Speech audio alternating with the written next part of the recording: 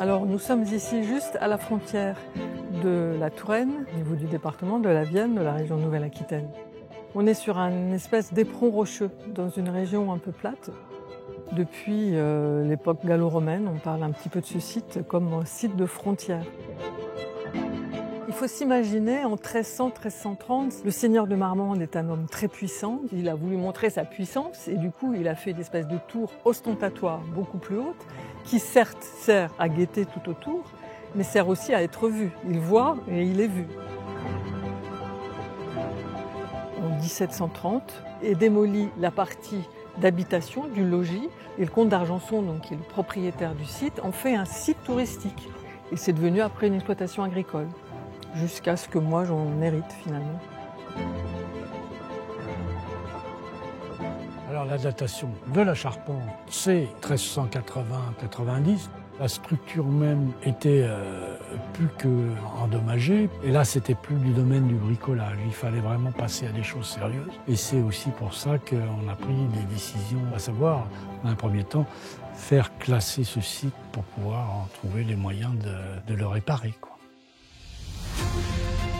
Alors l'urgence de la Tourgette, c'était de déposer vraiment la toiture, parce qu'il y avait risque d'effondrement. Et comme l'habitation des propriétaires est juste en dessous, il y avait aussi un danger de ce côté-là. Donc l'urgence, c'était vraiment de la déposer pour pouvoir après faire les études sereinement avec le temps qu'il fallait, quoi.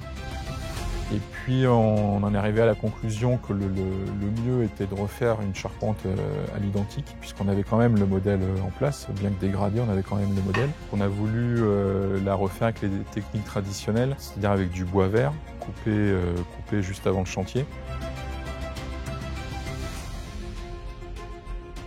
La charpente a été taillée essentiellement avec du bois de chêne qui se trouve sur la propriété. Et quand il est en bois vert, en fait, c'est plus facile à tailler.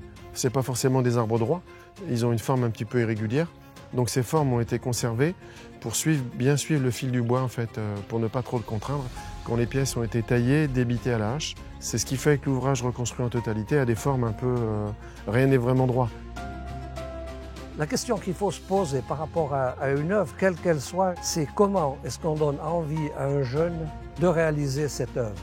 Vous savez, aujourd'hui, on est en train de construire ce qui sera un monument historique dans quelques années qu'il faudra rénover. Donc, si on ne transmet pas le savoir-faire, il va disparaître. Il faut créer la passion. Sans passion, il n'y a rien. Chez les compagnons, c'est la passion qui mène à tout.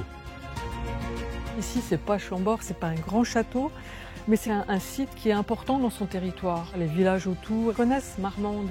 Il a une raison d'être ici. On fait des animations, on fait venir du monde, etc.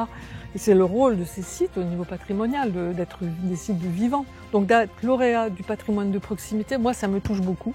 Et j'espère que ça permettra d'appuyer et d'être encore plus reconnu dans l'importance de ce site. Ça me touche.